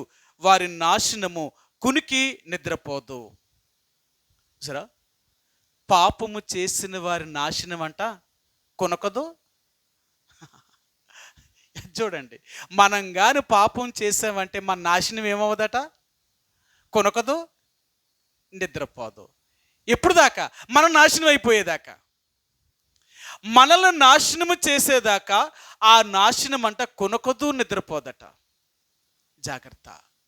అందుకనే దేవుడు అంటున్నాడు, మనల్ని ఎందుకు పాపం చేయొద్దు అంటున్నాడు తెలుసా? ఎందుకు తప్పు చేయొద్దు అంటున్నాడు తెలుసా? అలాగ చేస్తే నాశనం అయిపోతావు, నువ్వు పాడైపోతావు. అందుకనే నేను చెప్తున్నాను, పాపము చెయ్యొద్దు అని దేవుడు చెప్తున్నాడు. మనకు మంచిగా చెప్తే అర్థమవుద్దా? నువ్వు చెయ్యొద్దు అంటే చేస్తామంటాం మనం. మన లక్షణం ఏంటో తెలుసా? చెయ్యొద్దు అంటే చేస్తాం. దేవుడు అంటాడు, అయితే కర్మ అనుభవించు. నువ్వు అనుభవించడవే. అందుకని అంటాడు, నా పాపములు నీ ఎదుట కనపడకూడదు. నా పాపాలు ఎప్పుడూ నీ వీపు వెనక ఉండాలి. నా పాపములుగా నీ ముందు నడిచేయంటే నువ్వు నాశనము చేస్తావు. బైబిల్ గ్రంథంలో అంటాడు, ఎక్కడైతే నా ఎదుట పాపము కనపడుతుందో నేనేం చేస్తాను తెలుసా? దాన్ని కాల్చి బూడిద చేస్తాను అంటున్నాడు ఆయన. సరే, మీరు చూపిస్తాను. యెషయా గ్రంథము 5వ అధ్యాయము. ఎక్కడైతే ఈ పాపము ఉంటుందో అక్కడంట దేవుడు ఎంత మాత్రం కూడా క్షమించలేడట. ఎక్కడైతే ఈ పాపము కనపడుతుందో ఆ పాపమును దేవుడు కాల్చి బూడిద చేసేదాకా ఆయన నిద్రపోడండి, ఆయన నిద్రపోడు. మీకు ఆ మాట చూపిస్తాను. ఎందుకంటే దేవుడు ఇక్కడ ఆ మాట చెప్పాడనమాట. ఆయన ఏమన్నాడు అంటే, గెచ్చ పొదలు ముండ్ల తుప్పులు ఎక్కడైతే నాకు ఉంటాయో అక్కడ నేను వాటిలోనికి వడిగా జొచ్చి వాటిని పూర్తిగా నేను కాల్చివేస్తాను, అవి ఎంత మాత్రము కూడా నేను ఉంచను అంటాడు ఆయన. సరే, మీకు చూపిస్తాను ఆ మాటను, మీకు ఖచ్చితంగా చూపిస్తాను. యెషయా గ్రంథంలో ఆయన ఈ మాటను చెప్పాడనమాట. గెచ్చ పొదలు ముండ్ల తుప్పలు ఎక్కడైతే ఉంటాయో నేను వాటికి వడిగా జొచ్చి వాటిని కాల్చివేస్తాను అంటున్నాడు. 27వ అధ్యాయము, క్షమించండి, యెషయా గ్రంథము 27వ అధ్యాయము 4వ వచనం. 27:4. నా యందు క్రోధము లేదు, గచ్చపొదలను బలిరెక్కీసి చెట్లను ఒకవేళ ఉండిన ఎడల యుద్ధము చెయ్యువాని వలె నేను వాటిలోనికి వడిగా జొచ్చి తప్పక వాటిని కాల్చివేయదును. దేవుడి దగ్గర ఏం లేదట? క్రోధము లేదట. ఆయన ఏమి పక్షపాతి కాదు. ఎక్కడైతే గచ్చపొదలు ముండ్ల తుప్పలు ఉంటాయో, ఎక్కడైతే పాపం ఉంటుందో, ఎవరి జీవితం అయితే పనికిమాలినదిగా చేయబడుతుందో వాళ్ళందరినీ దేవుడు కాల్చేస్తాడు. కాబట్టి మర్చిపోకు. ఈ రోజున దేవుడు హిజ్కియా ఎందుకు ఎలాగో ప్రార్థన చేశాడో తెలుసా? ప్రభువా, నా పాపములు నీ వీపు వెనక తట్టు పారవేసావు. ఒకవేళ నా పాపములే కానీ నీ ముందు కనిపించుంటే నేనేమైపోయే వ్యక్తినో? నేను బ్రతికే వ్యక్తిని అంటావా? నేను నాశనమైపోయే వ్యక్తిని. అందుకనే నా పాపములన్నీ నువ్వు క్షమించావు. ఈ రోజున దేవుడు నువ్వు ఆరాధించే ముందుగా మొట్టమొదటిగా దేవుడు నీకేం చేశాడో తెలుసా? నువ్వు ఎప్పుడైతే నీ పాపాన్ని ఒప్పుకొని విడిచిపెట్టావో నీ దేవుడు కూడా నీ పాపాలన్నీ తన వీపు వెనుక తట్టి వేసుకున్నాడు. ఇక నీ పాపములకు రావాల్సిన శిక్ష ఏమీ లేదు, నువ్వు అనుభవించవలసిన పరిస్థితులు ఏమీ లేదు. ఎందుకంటే నువ్వు అనుభవించవలసిన ఆ పాపపు శిక్ష నుండి ఆ దేవుడే నిన్ను విడిపించాడు. కాబట్టి ఇక నీ పాపములకు ఏమీ ప్రతిఫలం అనుభవించవలసిన అవసరం లేదు. అందుకనే ఈరోజు నువ్వు నేను కూడా దేవుణ్ణి స్తుతించే ముందుగా, ఆయన్ని ఆరాధించే ముందుగా, నిజమే తండ్రి, ఒకవేళ నా పాపములే కానీ నీ ముందు ఉండేలాగుంటే నేను ఈరోజు భూమి మీద ఉంటానా? ఈరోజు నేను ఇలా జీవించగలుగుతానా? ఎంతో మందిని పాపం చేసిన వారిని అందరినీ నాశనము చేసావే. ఒకవేళ నేనే కానీ నా పాపములకు శిక్షను అనుభవించి ఉంటే ఈరోజు నేను భూమి మీద ఉండకపోయే వ్యక్తిని నేను. అందుకే ఈరోజు నా పాపములు నువ్వు క్షమించవు కాబట్టి ఈరోజు ఇంకా నేను భూమి మీద బ్రతికి ఉన్నాను, ఈరోజు నేను భూమి మీద జీవించగలుగుతున్నాను, ఈరోజు నువ్వు నాకు అన్ని సహాయం కూడా చేస్తున్నావు, ఈరోజు నాకేమీ తక్కువ చేయలేదు, కావలసినవన్నీ నాకు అనుగ్రహిస్తున్నావు, ఇవన్నీ నీ దయ వలన నేను అనుభవిస్తున్నాను. అందుకే నీకు హృదయమారా కృతజ్ఞతాస్తుతులు చెల్లిస్తున్నాను. రెండవ మాట, ఈ హిజ్కియా ఆయన చెప్తున్నాడు, నాశనమగు గోతు నుండి నీవు నా ప్రాణమును విడిపించావు అంటున్నాడు. యెషయా గ్రంథము 38వ అధ్యాయము, యెషయా గ్రంథము 38వ అధ్యాయంలో ఇది రెండవ మాట అండి. నీ ప్రేమ చేత నా ప్రాణమును నాశనమును గోతు నుండి విడిపించితివి. ఇప్పుడు రెండవదిగా ఆయన అంటున్నాడు, నా ప్రాణమును నాశనమగు గోతు నుండి నన్ను విడిపించావు. ఇదేంటి? హిజ్కియా మరలా ఎలాగ దేవుడిని ఎందుకు చెప్తున్నాడు? దేవుడికి ఈ విషయాలు ఎందుకు చెప్తున్నాడు ఆయన? ఆయన అంటున్నాడు, నీ ప్రేమ చేత. ప్రభువా, ఒకవేళ నీవే కానీ నన్ను ప్రేమించకపోయి ఉంటే నేను నాశనమగు గోతులో నుండి నేను బయటికి రాకపోయే వ్యక్తిని నేను. మీ అందరికీ తెలుసు కదా, దావీదు మహారాజు 40వ కీర్తనలు అంటాడు కదా, నాశనకరమైన గుంటలో నుండి, జిగటగల దొంగ ఊబులో నుండి నీవు నన్ను పైకెత్తితివి అంటాడు. ఏటి నాశనమనే గోయ్య? ఏది నాశనమనే ఆ జిగటగల ఊబి అంటే? ఈరోజు మళ్ళీ హిజ్కియా ద్వారా దేవుడు మనకి ఏం జ్ఞాపకం చేయనుకుంటున్నాడంటే, ప్రభువా, నీ ప్రేమ చేత నా ప్రాణమును నాశనమగు గోతులో నుండి పైకి లేపావు. అంటే ఈరోజు ఈ లోకము మనకి ఒక నాశనకరమైన గొయ్య. నాశనకరమైన గొయ్య కనపడతలేదు. కానీ ఎలాగుంటుందో తెలుసా? పైకి మాత్రం చాలా బాగా కనపడుతుంది. మీ అందరికీ తెలుసు కదా, ఊబి. ఎంతోమంది ఊబిలో దిగబడిపోయి చచ్చిపోయిన ఉన్నారు లేదా? ఊబి పైకి కనపడుతుందా? కనపడదు. ఊబిలోకి దిగేరు అనుకోండి, ఆ మనిషి పైకి వస్తాడా? రాలేడు. ఎందుకు రాడో తెలుసా? తను ఏమైనా రావాలని కానీ బలవంతంగా ప్రయత్నం చేశాడు అనుకోండి, ఇంకా దిగిపోతూ ఉంటాడు కిందకి. ఒకవేళ ఏమీ కంగారు పడకుండా కొంత ఊపిరి బిగబట్టుకొని ఉంటే కొంచెం పని ఉంటాడేమో కానీ పైకి, కానీ పైకి రావడానికి కానీ ఇంకా కొట్టుకోవడం కానీ ప్రయత్నం చేశాడంటే కిందకి వెళ్ళిపోతాడు అంతే. అలాంటిది ఈ లోకము. ఈరోజు దేవాతి దేవుడు నిన్నెక్కడి నుంచి పైకి తీశాడు తెలుసా? నాశనమైన ఈ ఊబిలో నుంచి పైకి తీశాడు. నాశనమైపోయే ఈ లోకములో నుంచి బయటికి తీశాడు దేవుడు. అందుకని అంటాడు బైబిల్ గ్రంథంలో, మీ అందరికీ తెలుసు కదా, ఈ లోకము, భూమియు, భూమి మీద ఉన్న సమస్తము కూడా ఒకరోజు నాశనమైపోబోతుంది. ఇది ఒక ఊబి లాంటిదన్నమాట. ఎవరైనా ఈ ఊబిలోనికి దిగారు అంటే ఈ ఊబి నుంచి బయటికి రారు. లోకము అనేకుల్ని అలాగ మింగేసింది. ఈ లోకం ఎంతో మందిని మింగేసింది. ఇది పాపమును ఎవరైతే పాపం కావాలని లోకంలోకి వెళ్తారో, ఈ లోకంలోకి వెళ్ళిన ప్రతి వ్యక్తిని కూడా లోకము మింగిందనమాట. మరలా ఇంక బయటికి రాలేరు ఇంక వాళ్ళు. ఒక్కసారి లోకం వారిని మింగింది అంటే, ఈ పాపమనే గోతులోనికి దిగారు అంటే రాలేరండి. మీరు చాలాసార్లు చూడండి, ఎంతో మందిని ఈ లోకము ఇప్పటికీ పాపములోనే దించింది. వారు బయటికి రాగలుగుతున్నారేమో చూడండి. వాళ్ళ కోసం మీరు ఎన్ని రోజుల నుంచి ప్రార్థన చేస్తున్నారు?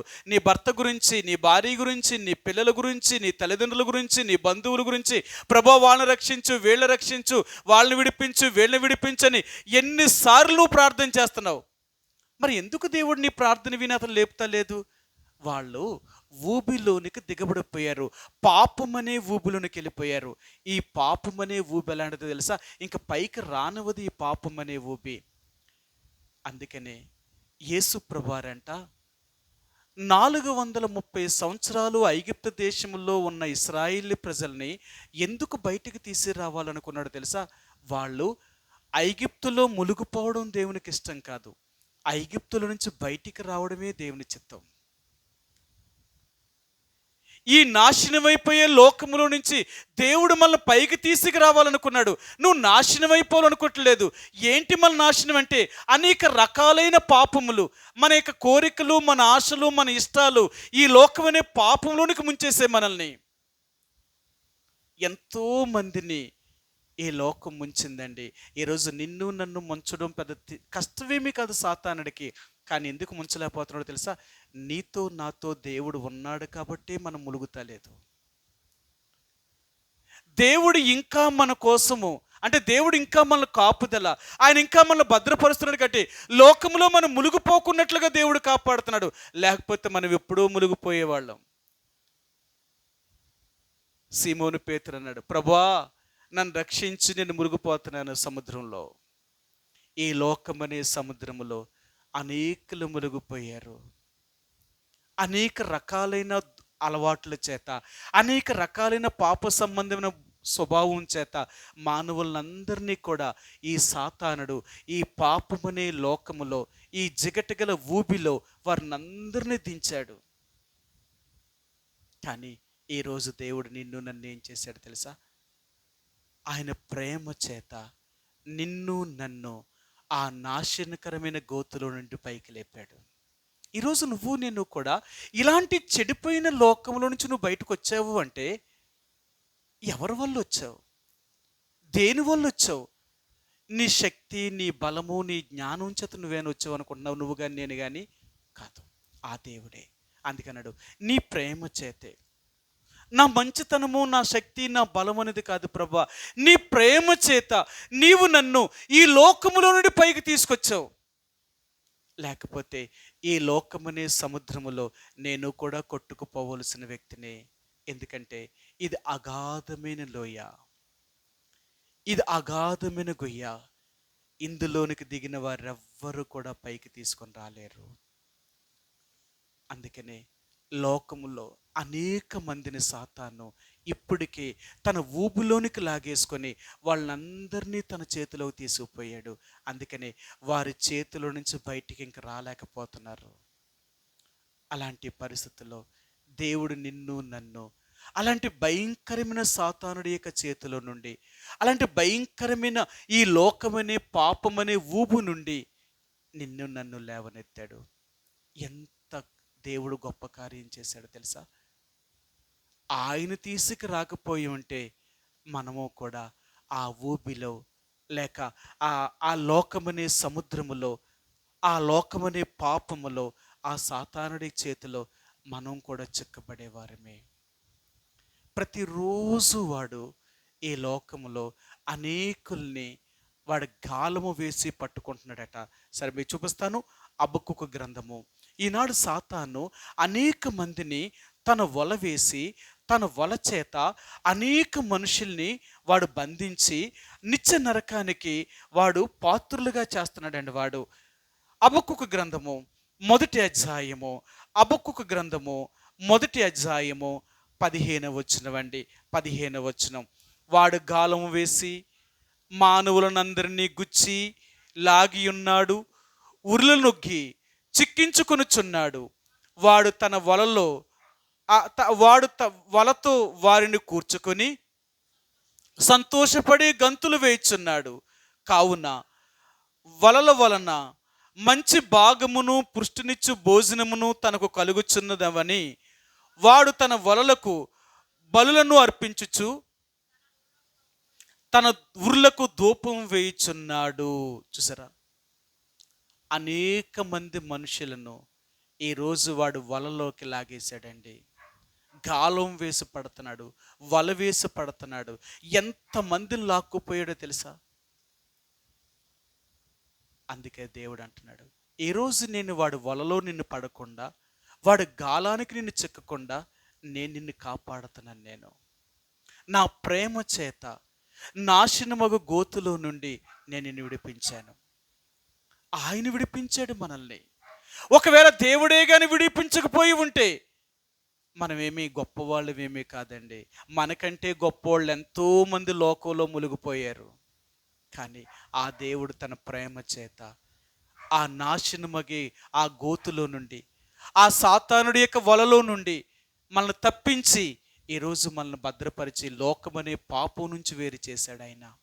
ఆ ఊబిలోనికి పడిపోకుండా దేవుడు కాపాడుతున్నాడు ఆయన. అది అందుకే నువ్వు ఆయన స్తుతించు. రెండవదిగా అంటున్నాడు, ప్రభువా నీ ప్రేమ చేతే నీవు నన్ను ఈ లోకమని నాశనమైన గోతులను నన్ను కాపాడేవే తప్ప, లేకపోతే నువ్వు నన్ను ప్రేమించకపోయి ఉంటే నేనేమైపోయే వ్యక్తినో. నాకంటే గొప్పవారు, అనేకమైన అర్హతలు యోగ్యతలు కలిగిన వారు ఎంతోమంది ఈ లోకమనే సముద్రములో ఈ పాపము చేత మునిగిపోయారు. వాళ్ళు ఈ పాపము చేత నాశనమైపోయి ఆ సాతానుడి చేతిలో పడి నిత్య నరకానికి పాత్రులయ్యారు. తండ్రి, నువ్వైతే నన్ను తప్పించావు, అందుకే నీకు వందనాలు.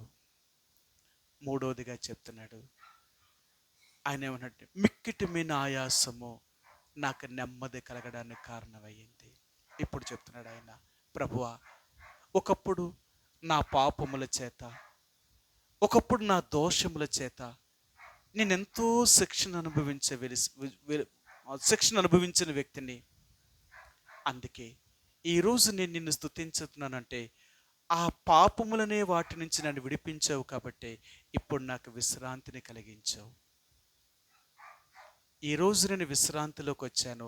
ఆ మిక్కుటిమైన ఆయాసము, ఆ బాధలు, ఆ శ్రమలు, ఆ కష్టాలన్నిటి నుంచి నన్ను విడిపించి ఈరోజు నా జీవితానికి విశ్రాంతిని నువ్వు కలిగించావు. అందుకే నీకు నేను కృతజ్ఞతాస్తుతులు చెల్లించగలుగుతున్నాను. ఎందుకో తెలుసా, పాపము చేత ఈ లోకమునే సముద్రము చేత నాశనమైపోవలసిన వ్యక్తిని, లేక అలాంటి పాపములో బంధించబడి ఒకప్పుడు నేను కూడా భయంకరమైన శిక్షను అనుభవించిన వ్యక్తిని. ఇప్పుడు ఇతనికి అర్థమయ్యింది, హిజ్కియాకి అర్థమైంది. ఏమని అర్థమైందో తెలుసా? సరే మీకు చూపిస్తాను. యెషయా గ్రంథము 37వ అధ్యాయము. హిజ్కియాకు ఈ విషయం అర్థమయ్యిందండి. అర్థమైనప్పుడు అతడు ఏం తెలుసుకున్నాడో మీకు చూపిస్తాను. ఏం తెలుసుకున్నాడో చూపిస్తాను. మొదటి వచనమండి, 38వ అధ్యాయము మొదటి వచనం. ఆ దినములలో హిజ్కియాకు మరణకరమైన రోగము కలుగగా ప్రవక్తయు ఆమోజు కుమారుడినైన యెషయా అతని యొద్దకు వచ్చి, నీవు మరణమగుచున్నావు, బ్రతుకువు గనుక నీ ఇల్లు చక్కబెట్టుకొనమని యెహోవా సెలవిచ్చుచున్నాడని చెప్పగా, దేవుడు చెప్పాడు హిజ్కియాతో, హిజ్కియా అతనికి మరణకరమైన రోగం కలిగిందంట. ఇంక చచ్చిపోతాడు హిజ్కియా, ఇంక బతకడు. దేవుడు కూడా చెప్పేశాడు, హిజ్కియా నువ్వు చచ్చిపోతావు, నువ్వు ఇల్లు చక్కబెట్టుకో, ఇక నువ్వు బ్రతుకువు అని చెప్పాడు. హిజ్కియాకి అర్థమైంది, ఇంక నేను బ్రతకను, నేను చచ్చిపోతాను. ఇలాంటి పరిస్థితుల్లో హిజ్కియా దేవుడి దగ్గర ఏడ్చాడు. ఏమని ఏడ్చాడో చూపిస్తాను మీకు.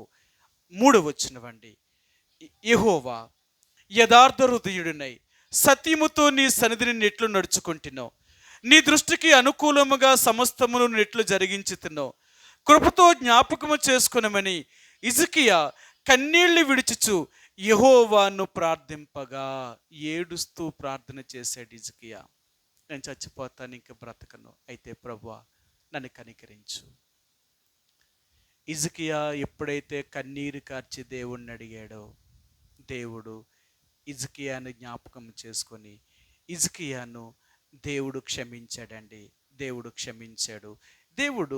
క్షమించి ఇప్పుడు అతనికి ఏం చేశాడు అంటే 15 సంవత్సరాలు ఆయుష్ కాలాన్ని పెంచాడు. 15 సంవత్సరాల ఆయుష్ కాలాన్ని పెంచాడు. అంతేకాదు, అతనికి ఏ రోగమైతే కలిగిందో ఆ మరణకరమైన రోగాన్ని కూడా దేవుడు బాగు చేశాడు. సరే మీకు ఆ మాట చూపిస్తాను. 38వ అధ్యాయము 21, 22 వచనాలండి. 21, 22. మరియు యెషయా అంజూరు పండ్లు ముద్ద తీసుకొని ఆ పుండుకు కట్టవలెను, అప్పుడు అది బాగుపడినని చెప్పాను. మరియు హిజ్కియా, నేను యెహోవా మందిరమునకు పోయేదననుటకు గుర్తు ఏమని అడిగి ఉండెను. అతనికి భయంకరమైన ఆ పుండు పుట్టడం వల్ల ఇప్పుడు ఎలా బాగవుతాను అంటే అంజూరపు ఆకులను ముద్ద చుట్టి ఆ పుండు కట్టమను హిజ్కియా బాగవుతాడు అని చెప్పాడంతే. అదే ఎందుకు చెప్తున్నాను అంటే, హిజ్కియా మరణకరమైన రోగం అతనికి వచ్చింది. ఎందుకు మరణకరమైన రోగం అతనికి వచ్చింది? ఎందుకు అలాగ జరిగింది అంటే ఆయనకు అర్థమైంది. ఏమనంటే, ప్రభువా, నేను చేసిన పాపములే వీటికి కారణము, నేను చేసిన దోషములే వీటికి కారణము, నన్ను క్షమించు. కన్నీరు కార్చి దేవుడి దగ్గర క్షమాపణ అడిగాడు. ఎప్పుడైతే హిజ్కియా దేవుడి దగ్గర కన్నీరు కార్చి క్షమాపణ అడిగాడో, దేవుడు అతన్ని ఏం చేశాడంటే క్షమించాడు దేవుడు అతన్ని. అందుకని ఇప్పుడు హిజ్కియా అన్నాడు, మిక్కిటమైన ఆయాసము, ఒకప్పుడు నేను చేసిన పాపములకు అనుభవించిన శిక్ష నా జీవితంలో చాలా వేదనకరమైనది, భయంకరమైన ఆయాసము, అంత బాధ, అంత కష్టాన్ని, వ్యాధిని అనుభవించాను. అయితే తండ్రి, ఆ మిక్కుటమైన ఆయాసమే నాకు నెమ్మది కలగడానికి కారణమయ్యింది. అంటే నేను చేసిన పాపమునకు శిక్షను నాకు పెట్టావు, మరలా నీ దగ్గరకు వచ్చి నేను క్షమాపణ అడిగినప్పుడు నన్ను క్షమించి ఆ వ్యాధి నుండి బాగు చేశావు. అందుకే ఈరోజు నేను నెమ్మదిగా ఉన్నాను, ఈ సంతోషంగా ఉన్నాను, ఈరోజు నిన్ను స్తుతించగలుగుతున్నాను అంటే దానికి కారణం ఏంటో తెలుసా? నాకు పాపం అనే శిక్ష నుండి విడుదల దయచేసి నాకు నెమ్మదిని కలిగించావు. ప్రియ సహోదరి సోడా, ఇంకా ఎవరైతే పాపములో ఉంటారో, ఎవరైతే పాప జీవితాన్ని జీవిస్తారో వాళ్ళ జీవితానికి నెమ్మది ఉండదండి.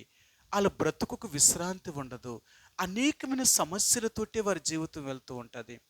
ఎవరు పాపములైతే క్షమించబడతాయో, ఎవరైతే పాపమును విడిచిపెట్టి దేవుణ్ణి వెంబడిస్తారో అలాంటి వారికి దేవుడు విశ్రాంతినివ్వాలనుకుంటున్నాడు, నెమ్మదినివ్వాలనుకుంటున్నాడు. దేవుడు వారికి మేలు చేయాలి అనుకుంటున్నాడు. అదే అంటున్నాడు, మిక్కిటమైన ఆయాసము నాకు నెమ్మది కలగడానికి గల కారణమయ్యింది. అవును ప్రభువా, ఒకప్పుడైతే నేను చేసిన పాపములకు ఎంత భయంకరమైన శిక్షను అనుభవించానో, ఎన్నో వ్యాధులు గుండా, ఎన్నో కష్టాలు గుండా, ఎన్నో నష్టములు గుండా, ఎన్నో బాధలు గుండా నేను వెళ్ళిన వ్యక్తిని. అయితే నేను నీ దగ్గరికి వచ్చి నేను నిన్ను ప్రార్థించినప్పుడు నా పాపములన్నీ క్షమించి ఈరోజు నాకు మనశ్శాంతిని కలిగించావు, నాకు నెమ్మదినిచ్చావు, నాకు కష్టాలు బాధల నుంచి విడుదల దయచేసావు. ఈరోజు నేను నెమ్మదిగాను, సుఖముగాను, సంతోషముగాను జీవిస్తున్నాను అంటే అది నీ కృప. అందుకే నీకు హృదయమారా కృతజ్ఞతాస్తుతులు చెల్లిస్తున్నాను. అర్థమైందా? ఈ మూడు, ఒకటి, మన పాపములను తన వీపు వెనక తట్టి వేసుకున్నాడు. ఒకవేళ లేకుండా ఆయన ముందు తట్టి వేసుకుని ఉంటే మనం ఏనాడూ నాశనం అయిపోయేవారు. రెండు, ఆయన ప్రేమ చేత నాశనముగు గోతులో నుండి ఆయన మనల్ని విడిపించాడు. అంటే ఈ లోకమునే సముద్రము ఒక పాప సముద్రము లాంటిది. ఇలాంటి చెడిపోయిన లోకములో నుండి దేవుడు నిన్ను నన్ను పైకి లేవనెత్తాడు. మూడవది, మిక్కుటమైన ఆయాసము, మన పాపముల చేత, అపరాధముల చేత మనం ఎంతో దుఃఖముతో, సమస్యలతో నిండిపోయిన మన బ్రతుకుని ఆయన దగ్గరికి వచ్చినప్పుడు ఆయన విశ్రాంతిని కలిగించి, నెమ్మదిని కలిగించి, నా జీవితానికి సుఖాన్ని, సంతోషాన్ని, నెమ్మదిను, ఆనందాన్ని కలిగించాడు. నిజంగా ఈ ఆనందం నీకుందా? ఒకవేళ నీకు ఈ ఆనందం లేదు అంటే నువ్వు రక్షించబడలేదన్నమాట. అందుకనే బైబిల్ గ్రంథాలు అంటాడు, మీకు అంతకుముందు వారం చెప్పాను, చెప్పనసఖ్యమైన మహిమాయుక్తమైన సంతోషము. యేసుప్రభువారిని నమ్ముకున్న వాళ్ళు ఎంతో సంతోషమైన జీవితాన్ని జీవించేవారు. వారు క్రైస్తవుడు. క్రైస్తవుడు అంటే ఎవడో తెలుసా? లోకములో సంతోషించుతూ జీవించేవారు. యేసుప్రభువారిని నమ్ముకున్న వాళ్ళందరూ సంతోషంతో జీవిస్తారు. యేసుప్రభువారిని ఎరగలేని వాళ్ళందరూ దుఃఖము, బాధ, కష్టము, ఇబ్బందులతో బ్రతుకుతారు. నిజంగా యేసుప్రభువారు నీ హృదయంలో ఉంటే ఆయన నీ సమస్యలన్నిటినీ తీర్చగలిగిన వాడు ఆయన. అలాంటి గొప్ప దేవుని మనం కలిగినందుకు ఆ దేవుని మనం స్తుతిస్తాం. ఒకటి, మన పాపములను వీపు వెనక తట్టి వేసుకున్నాడు. రెండు, ఆయన ప్రేమ చేత లోకమని ఈ నాశనకరమైన ఊబి నుండి, ఆ గోతు నుండి మనల్ని విమోచించాడు. మూడు, మిక్కిటమైన ఆయాసము చేత ఉంటూ ఉన్న మనల్ని, మిక్కిటమైన ఆయాసము మనకు నెమ్మది కలగడానికి కారణమయ్యింది. అవును, ఈ మూడాట్ల బట్టి ఏదైతే దేవుడు మనతో మాట్లాడాడో దాన్ని బట్టి దేవుణ్ణి ఆరాధిస్తామండి. కొద్ది సమయం ప్రభువుని ఆరాధిస్తాం. ఆరాధన చేసేవారు అందరికీ వినిపించేలాగా బిగ్గరగా ఆరాధన చేయడానికి ప్రయత్నం చేయండి. ఆ రీతిగా కొద్ది సమయం ఒకరి తర్వాత ఒకరు ప్రభు యొక్క సన్నిధిలో ఆరాధన